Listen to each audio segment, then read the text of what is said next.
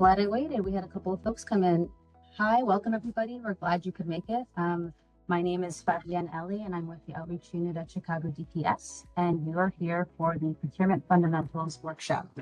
I'll do a little bit of housekeeping up front, and then I will hand over to our Managing Deputy Procurement Officer, Courtney DelGiudice. And let's get started. So introducing DPS, the Department of Procurement Services is committed to keeping citizens informed of bid opportunities, new programs, and innovations in government contracting. For the latest news, updates, and our calendar of events, you can visit our website, chicago.gov/DPS. You can also sign up for our weekly DPS alerts. These are full of news that you can use at chicago.gov/DPS alerts. Those come out every Monday, and they have upcoming bid opportunities, deadlines that you might want to need, networking events, outreach events, not just ours, but also across the city, and all our sister agencies and partners in Chicago as well. You can also follow us on social media. We're at Chicago DPS on Facebook, x.com, LinkedIn, and YouTube. Today's presentation will be recorded and put on our YouTube, so I will send that link to everyone that's registered at the end of the presentation. And you can also always check out all of our bid advertisements, which appear in the Chicago Tribune and at chicago.gov/eprocurement. Another thing, a great resource you guys should be aware of is our quarterly buying plan. This is a consolidated resource, a 15-month forecast of all of our contracting opportunities, not just the city of Chicago. We also include the state of Illinois, Cook County, CTA, CHA. So if you're really looking to do business, not just with the city of Chicago, but other government entities, local entities, this is a really great thing to start keeping up with. You can find that online at chicago.gov/buying plan as well. If you ever attend our outreach events, you can also pick up a hard copy, which is, I think, very useful for some folks like myself. Another resource we have is our resource guides. The resource guides are real fundamental resource when it comes to procurement. It's split up into 4 volumes to make it a little bit easy to digest. Our procurement fundamentals, a lot of the content in today's presentation, you can actually find in that first volume. The other presentations actually that we have in our workshop series do kind of coordinate with the resource guides, which is very nice. You can also find those online. Occasionally we have those printed in hard copy as well. They're a little bit denser, and they take you through a lot of the municipal code and the regulations that we follow to make sure that the processes are transparent and equitable for everybody. And now I will hand it over to Courtney, and this is an overview of today's agenda. Courtney, take it away. Thank you. Good afternoon. I'm Courtney DelGiudice. I'll be walking you through the procurement fundamental aspect of the presentation. And just to start kind of with this agenda, so you know where we're heading, we'll start with just a quick overview of DPS and some contextual information for laws that govern our procurement process and some procurement terms you'll hear throughout the presentation. We'll then talk about the different procurement types that DPS issues, the different areas we certify in, what we monitor in terms of compliance, both on the certification and contracting end. And then we'll give just a high-level overview of some of our programs and bid incentives to make sure you know how to maximize your bids and opportunities to do business with the city.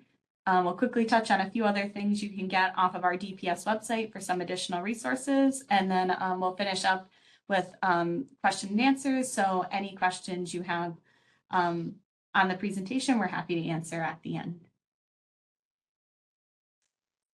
Then, and I'll just add that so sorry, Courtney. I was just going to say that for your questions, you'll notice that you guys are muted, so you won't be able to speak your questions out loud. But if you do include them in the chat, I can read them out for you, and Courtney will answer them on this call. And if you don't think of questions right away, that happens. You're free to email us after the presentation's over at any time, and we'll do our best to follow up with you as well.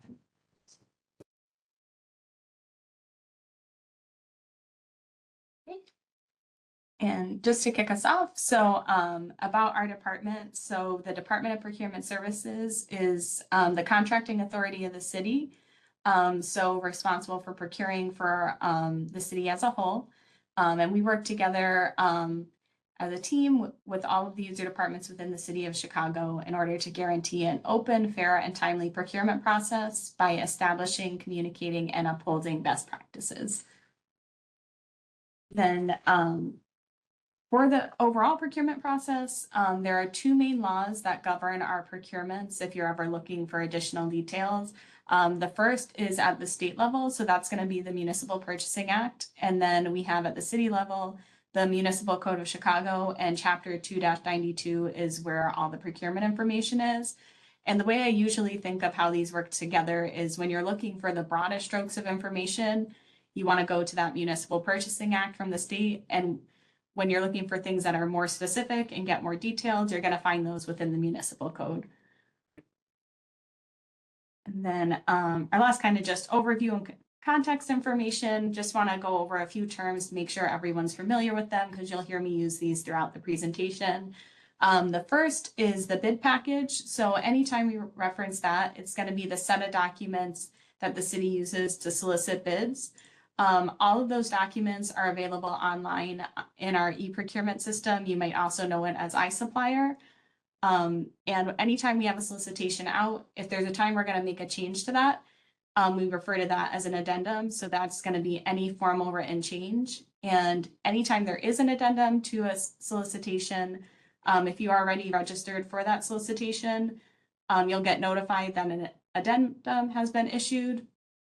Even if you are not registered for it at the time that's issued, all addendums are added to the solicitation when it's posted, so you would still see them all readily available at any point in which you register for that solicitation. And then we just have the actual contract. So that's going to be the actual written agreement between the city and vendor for goods and services. There are a few different types of contracts. We'll talk about those throughout the presentation. And then if you hear anyone referring to an amendment or a modification, that's just any kind of document that formally documents a change to the terms and conditions of an awarded contract. So that can be in an actual amendment or it can be in a change order. So any formal change to those terms and conditions would be an amendment or modification.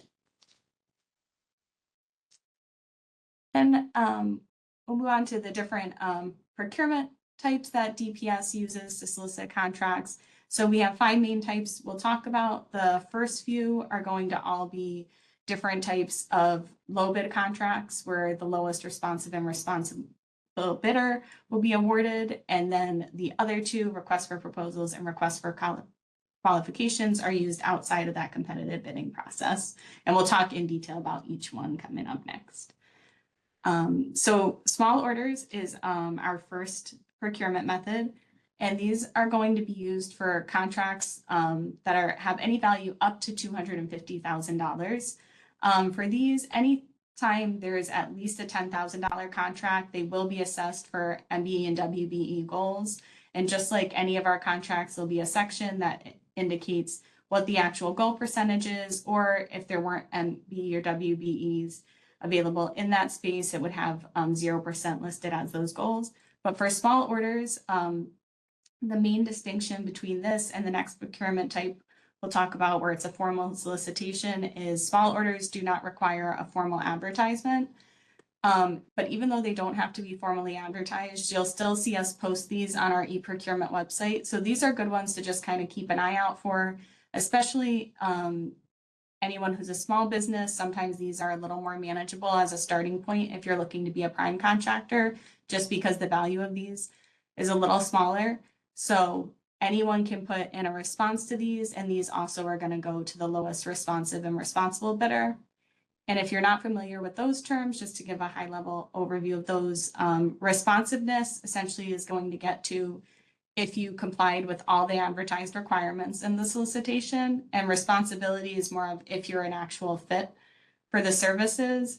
So a time we would find someone non-responsible would be, for example, this wouldn't be in a small order, it would be in a bigger spec. But if you are a reseller for, say, office supplies, and you bid on one of our large scale construction projects, it would probably be a non-responsible finding for that particular spec.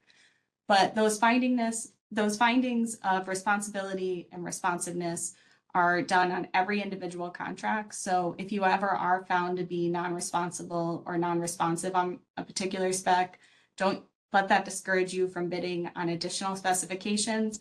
Those are made on individual basis for every solicitation we'll put out. And then our next procurement type is going to be just our formal competitive bids. So this is going to be any competitive bid where the value is over $250,000. And unlike small orders, these are formally advertised. So our advertisements are made in the Chicago Tribune, also in the daily and the classified section. In addition to those advertisements, the full solicitation is always available online on our e-procurement website. And then we'll do bid openings are made in our bid and bond room in room 103, which we'll talk a little more detail later in the presentation. Something to make sure you're always looking at for any competitive bid is what the solicitation period is, because it will vary depending on the spec. The minimum amount of days they'll be out is 10 days, excluding Sundays and legal holidays. And usually the maximum days is around 30 days. But that amount can vary. So I always recommend that one of the first things you should do if you're looking at a bid and you're interested in bidding on it is pay attention to on the cover page what date it says the bid opening is, because that's going to be the time you have to get your response in online by. And then we have one other type of competitive bid where it's going to go to the lowest responsive and responsible bidder, and that's going to be our job order or JOC contracts. And these are similar to the other contracts, except their main difference is the quantities in these are indefinite. So you're still going to have a firm fixed price, and it's going to be awarded competitively. But unlike the other specifications where there will also be a quantity, that's the estimated quantity, the quantity won't be known at the start of these contracts. So the setup of these will be, there will be a unit price book that's in every spec that has different tasks and then a price next to it. And as the bidder, you'll bid an adjustment factor. So for instance, if there was a task that was listed as $10, if you bid an adjustment factor of 2 for that task and you were awarded the contract, every time that task was performed, you would get $20 for that task. The main reason to use these contracts is for, it's used for our small and medium-sized construction jobs. So that way, when there's a lot of the same small or medium-sized construction job, there doesn't need to be a different specification for each one. However, you'll still see for all of our large-scale construction projects, you'll still see an individual specification for those. So far we've talked all about different types of bids where the awarded vendor will be whoever the lowest responsive and responsible bidder is. And these next two procurement types are a little different because price is not going to be the controlling factor in them. So the first one is the request for proposal. This is used when competitive bidding is not practical. You'll see it most often in professional services, although there are some other instances where they'll be used as well. And in these, they'll be laid out so the specification will have a general scope of services, as well as different submittal requirements explaining what you would need to submit in your response to the RFP. And there'll be a section on evaluation criteria with different weights that'll tell you how an evaluation committee will basically assess your different proposals to weigh them against each other. Once your proposals are all submitted, an evaluation committee meets and rates all the individual proposals, and the award ultimately gets made to the highest rated and ranked respondent or respondents if it's a contract where there are multiple awards. And then our last procurement type is going to be requests for qualifications. And this is another where price is not the controlling factor, but unlike the RFP where there's still a general scope of services, the request for qualifications will actually just solicit qualifications from companies who have the desired expertise and knowledge in disciplines that are being sought. So usually with the request for qualifications, there will still be a submittal section, there'll still be an evaluation section, but instead of there just being usually one vendor who's picked as the highest rated vendor, vendors will be ranked to build out a pool of pre-qualified vendors who will then respond to future task orders that will have specific scopes in them. So when the work is known, anyone who's in that pre-qualified pool will then get to submit a response for those individual task orders. One of the areas we see this in the most often is architecture and engineering, but you will see it in other areas as well. So anytime you see the request for qualifications, just know that those are going to be, the full project details are not known yet, and you'll be assessed on qualifications rather than your response to a scope. And regardless of which procurement type you have, whether you're bidding on any of the competitive bid types we talked, or submitting a proposal or submittal in response to an RFP or RFQ, something to look out for is on the cover page, there'll be an indication if there's a pre-bid meeting or a pre-submittal meeting. And it will also indicate if that meeting exists, whether attendance at that meeting is mandatory or just strongly encouraged. If it's mandatory and then to be able to be considered responsive or to get an award of that contract, you do need to attend. But even if it's not mandatory and attendance is just encouraged, we always really do encourage people to attend the meeting if they can, because there's a lot of helpful information that's conveyed that might help you with either putting your bid or your proposal together. During these, we run through the requirements in the bidding process, including information about the M&W requirements. Any specific requirements that are really unique to the specification are usually highlighted.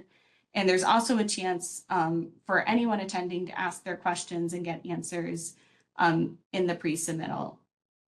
So while you're there, it's really good time to get answers in real time.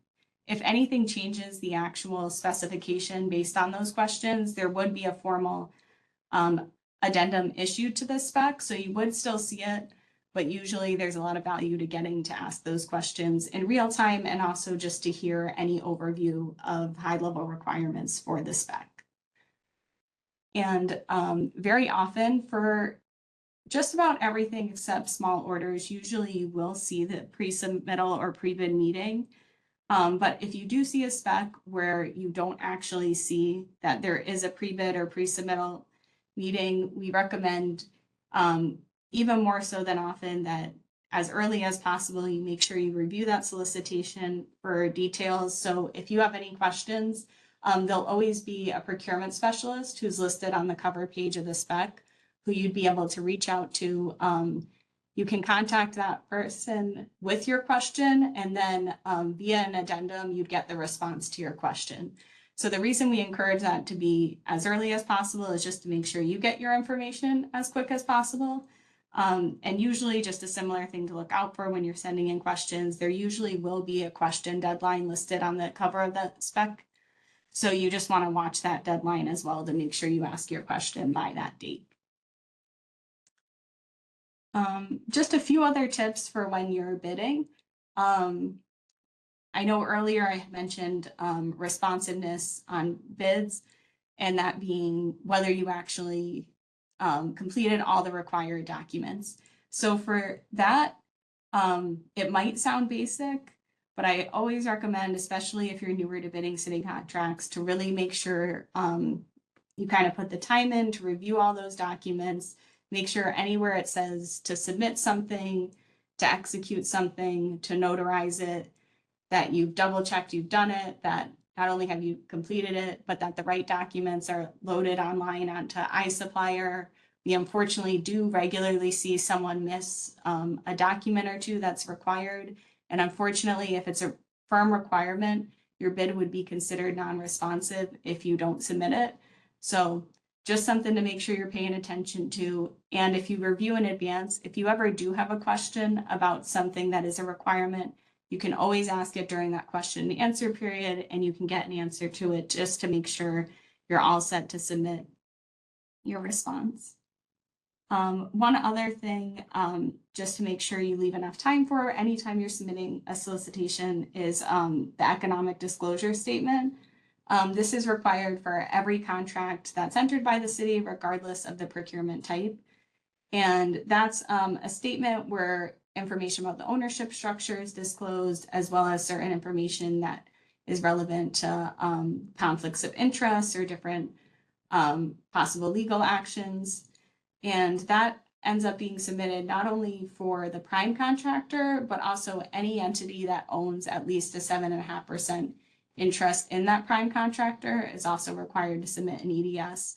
So just something to keep in mind when you're submitting your bids. Sometimes, especially if you're a part of a company that does have a complicated ownership structure, you might want to make sure you're leaving enough time to make sure that can be completed. And a few other things that sometimes we will see get missed in our bid submissions is just if you see anything that requires either a bid bond or deposit, you always say to make sure you're paying attention to when that needs to be submitted, if it needs to be submitted with the bid, and that you look at what format that has to be submitted in, just to make sure you're complying with that requirement as well, because that will be something that also needs to be submitted by the time of the bid opening date. And again, I had mentioned earlier, the bid opening date is always going to be listed on the front of your specification. If that date changes at any time during the solicitation process, there would be an addendum listing the new date. And you really want to make sure you're watching that time, because if you submit after that time online, unfortunately, your bids would not be accepted. So usually recommend trying to make sure you leave as much time as possible, like a little bit of a cushion before the submittal time, to make sure if you run into any technical problems, you're able to get them addressed. We do have a really great team who is able to help with technical support. That contact information is listed in every specification, but unfortunately, if you're reaching out in like the hour or half hour before bid opening, sometimes they're not able to get a response fast enough to get the bid submitted. So anytime possible, we recommend trying to do at least the day before or as early as possible the day of that bid opening time, just to make sure you don't get timed out. And when it actually is time for that bid opening, they're generally at 11 a.m. Mondays through Fridays. They take place in the bid and bond room in City Hall, which is room 103, but they are also streamed online via YouTube if you ever want to watch them. At the time the bids are opened, the prices that'll be read out are going to be the prices before any bid incentives are accounted for. And if you're not familiar with bid incentives, we will address what those are a little bit later in the presentation. But those bid amounts will be read out online and then tabulated. And within DPS, the bid tabs are generally completed within 24 hours of bid opening, and then those bid tabs will be available online.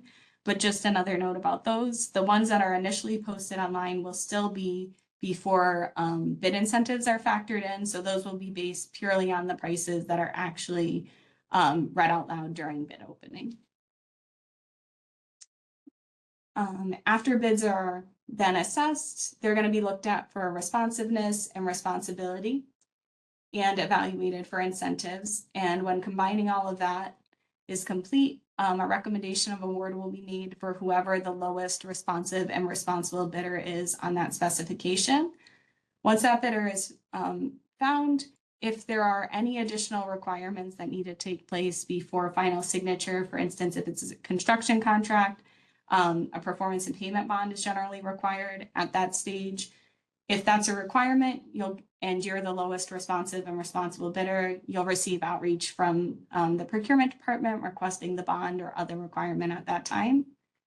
And then once all those requirements are met, the contract will be compiled together and it will be sent through the city for signature, and then you will receive an actual award letter for the contract.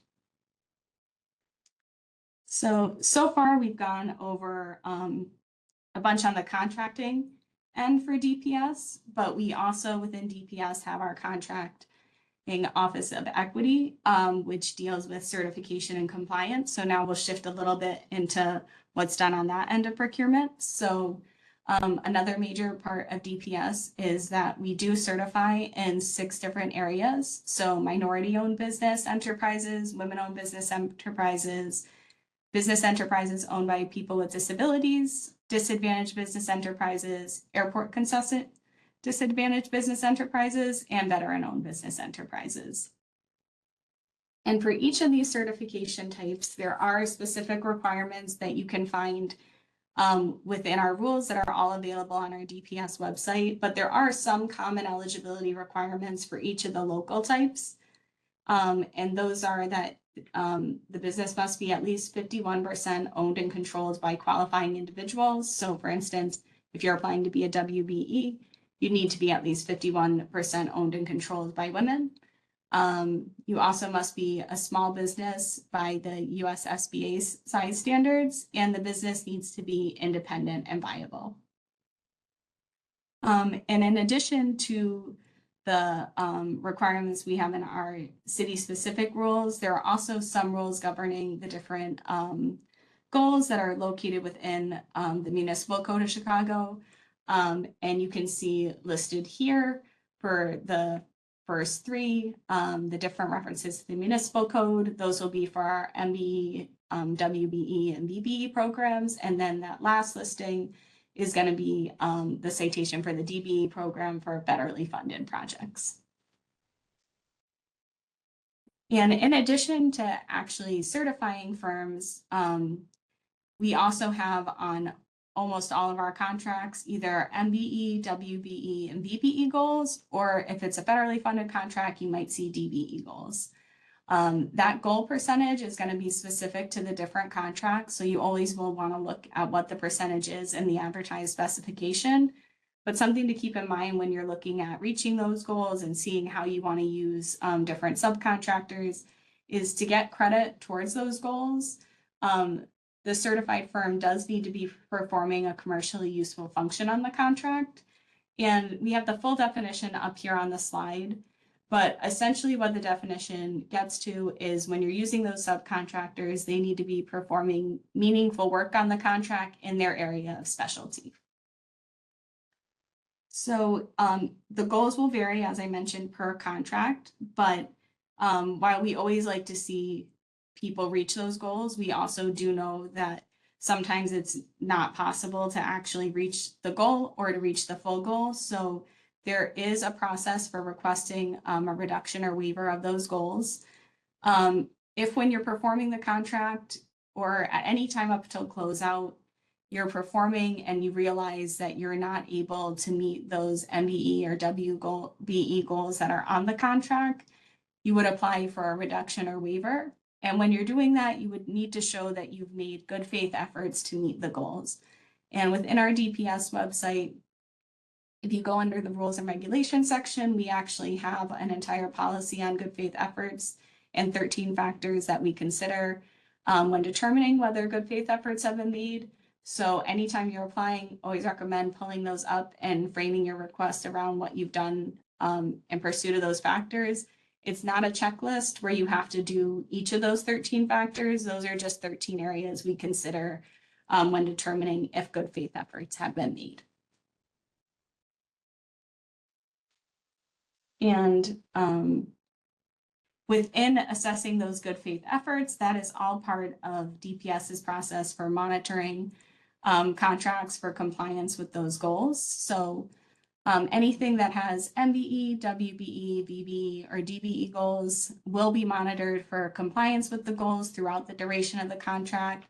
If there is a point where it seems that a prime contractor may be off track with the goals, DPS would reach out about possibly having a plan to get back on track for those goals to make sure that they can be met wherever possible. So if you ever receive outreach at some point, that's all with the goal of trying to ensure those goals are met by contract closeout and commitments are met, but good faith efforts are always considered along the way as well. In addition to those goals, DPS also monitors compliance with on at least all of our city funded contracts, the Chicago Residency Ordinance, and the equal employment opportunity commitments that are made on those contracts. So the first of those requirements is the Chicago Residency Ordinance. And this is going to apply on construction contracts where the estimated value of the contract is $100,000 or more. This will only be on city funded contracts. If it's federally funded, you will not see this requirement appear. And under the requirement, 50% of the total work hours need to be performed by actual residents of the city of Chicago. And then 7.5% of those work hours need to be performed by project area residents. And if you're ever looking for what the project area is on a contract, it will vary depending on the contract, but every specification that does have this requirement will list out the project area and will have a map showing what that project area is. But essentially the project area will be defined as it's based on wherever the work is actually being performed under the contract.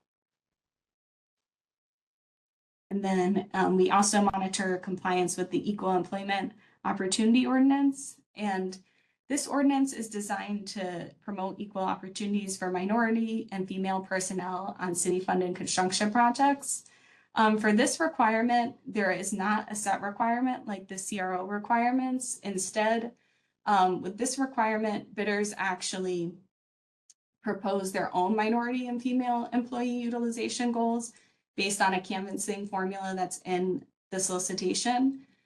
So on our city-funded projects, you'll see there's a form, it's called an award criteria form, that will lay out this canvassing formula and will allow you to propose your own minority and female employee utilization goals. And then just to keep in mind, anything you propose on that front end of the contract, if you are ultimately awarded the contract, you'll be expected to meet throughout the duration of the contract. And when we're assessing compliance with the different requirements, when we're assessing for the goals in particular, there are a few ways you can achieve compliance with those goals. One is if you yourself are a certified firm as the prime contractor, you can count towards the goals. I would just keep in mind that for our local programs, if you have multiple certifications, you can only count yourself for one of those requirements. So for instance, if you are an MBE and a WBE, you couldn't self-perform the full MBE and WBE requirement. You would need to propose one of those two requirements. You can also achieve compliance by joint venturing with a certified firm. You can subcontract out work to a certified firm, or you can finally purchase materials used on that contract from a certified firm. So any of those will be methods that you can use to get compliance towards your certification goals.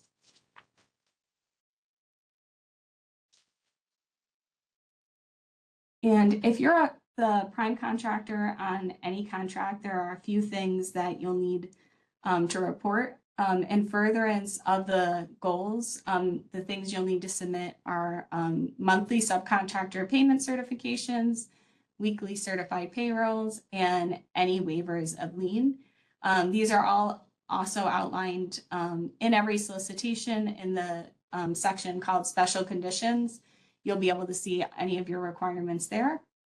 And a couple more things just to keep in mind that sometimes are missed in reporting requirements. As of 2021, the city does require all contractors to submit an annual report in July about its business diversity program, or if you don't have a business diversity program, you report that as well. Sometimes we've had a little confusion where if someone doesn't have the program, they haven't submitted the report.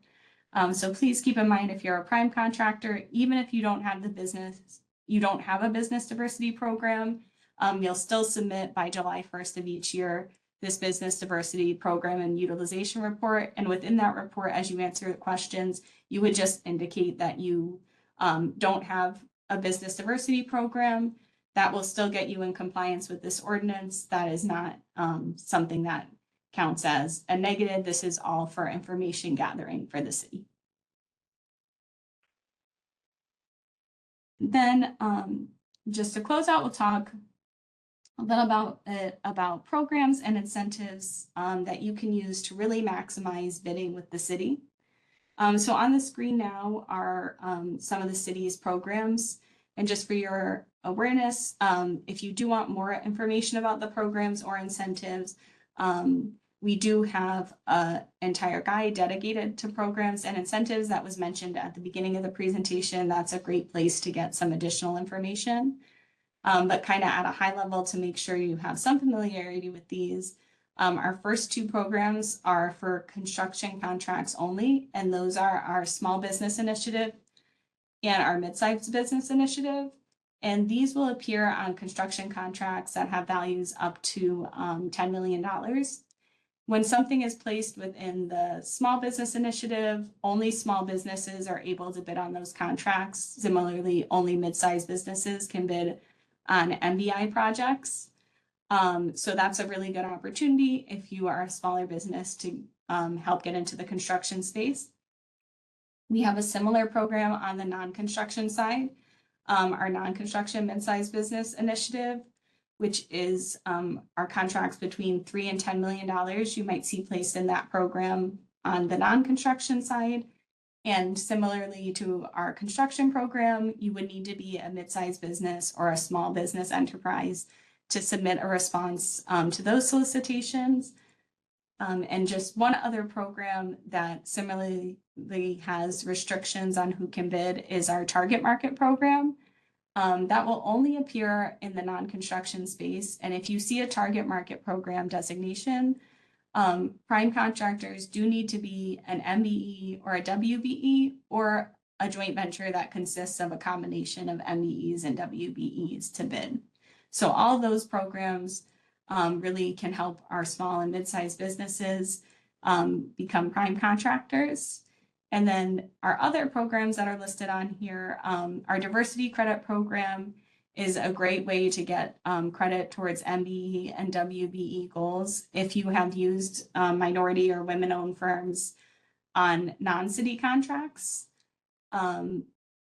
You can, if you've done that, you can actually apply to the city to get credit for that work on a city contract that does have M and W goals. And then we also have our mentor protege program. This program is both a program and an incentive. And in this, contractor can pair with a protege where if you're teaching a protege a skill that's applicable to the contract, you can earn additional MBE and WB credit towards that contract's goals. And finally, we have our MBE and WBE phased graduation program. And this program is for any firm that was certified as an MBE or WBE and has grown out of the program. Instead of immediately not being able to count towards for MBE and WBE credit, this program essentially gives 3 years of having slightly reduced credit for you to be able to reach the goals to allow you to continue to grow as you have grown out of your certification status. So in that program, the first year you would get 75% credit for any work performed towards those MBE, WBE goals. The second year that would go down to 50%. And then the third year it would go down to 25%. Then finally, we just have some information on our incentives. I won't run through all of these, but just want to give an idea of how these work and where you would look for these in your specification. So incentives will appear in our competitively bid projects, at least all the city funded ones.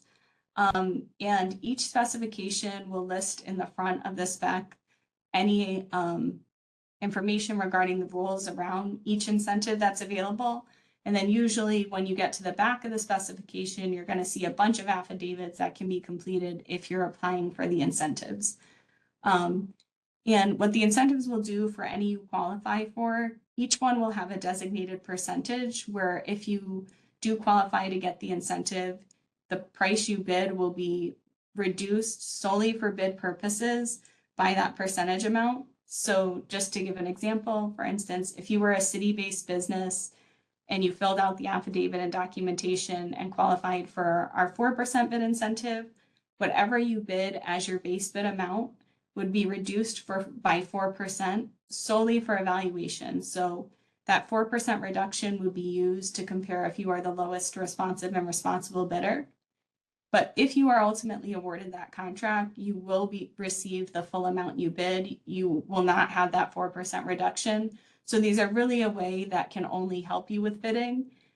Sometimes people don't look at whether these qualify for these incentives. We always strongly encourage you to review these sections and apply for any you believe you qualify for, because sometimes we will have the difference between the lowest bidder and the second lowest bidder be only a percentage or two. So sometimes even if you see an incentive that seems like it might have a small percentage associated with it, it may be enough to be the difference between the lowest and second lowest bidder. So we always definitely encourage you to look and apply for these whenever they are applicable to your firm.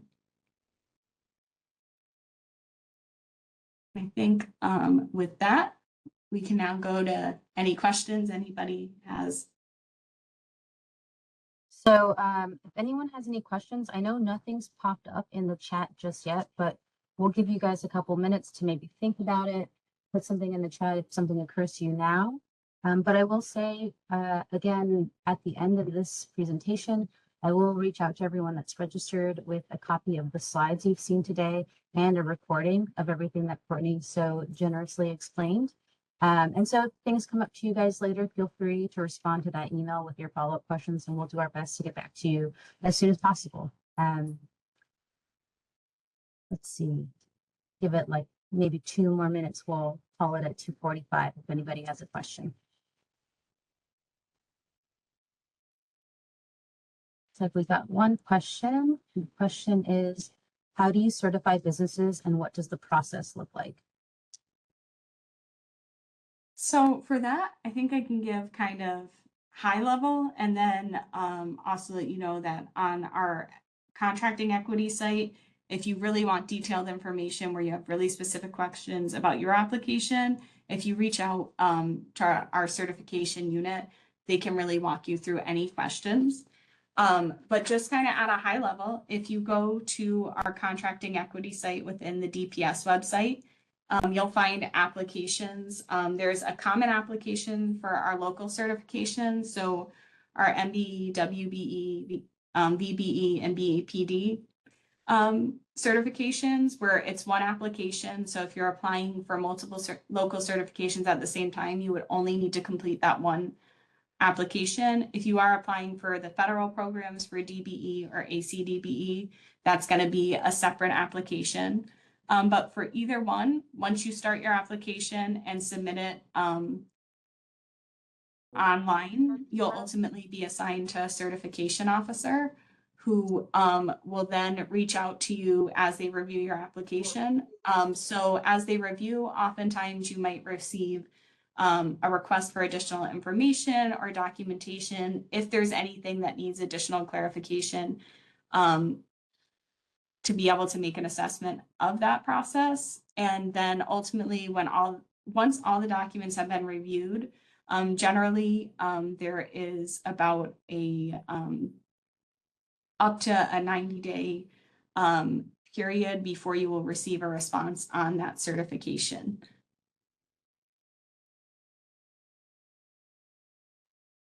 Awesome. Thank you, Courtney.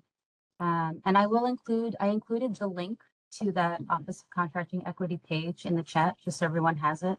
And I will also add it to that email that I'll send everybody at the end of this call. It looks like there's a follow-up question for that. Is your certification specific to the agency, or does a company require a city, state, or a county certification? And so that will depend on the certification type. So we do have reciprocity with Cook County for our MBE and WBE programs. So for those, you would not have to be certified by both the county and the city, but we do not have reciprocity with the state for our MBE and WBE programs. For our VBE program, while it's not direct reciprocity, when you're trying to achieve compliance towards those VBE goals, as of last June, we now do accept state as well as county VBE certifications and the federal VBE certification as well. So it wouldn't be a reciprocal certification, but any of those can be used to achieve your VBE goals. And then for the federal programs, for the DBE and ACDBE program, that certification is good across all the states, but then you do need to do an additional supplement for any state you are trying to do work within.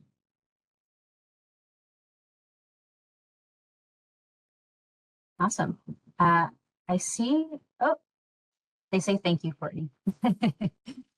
You're welcome. I see no other follow-up questions. So like I said, I know sometimes this is a lot of information. So if folks, as you digest the slides, rewatch the video, click around our website, if questions do come up to you, you're welcome to reach out. You can respond, like I mentioned, to the email that I'll be sending to all of the registered attendees. And you can always, of course, email us at any time at dps.feedback@cityofchicago.org with your questions, and we'll do our best to get back to you as well. I'm going to put that email in the chat for you as well. And with that, I think we'll end this workshop. Thank you everyone for joining us.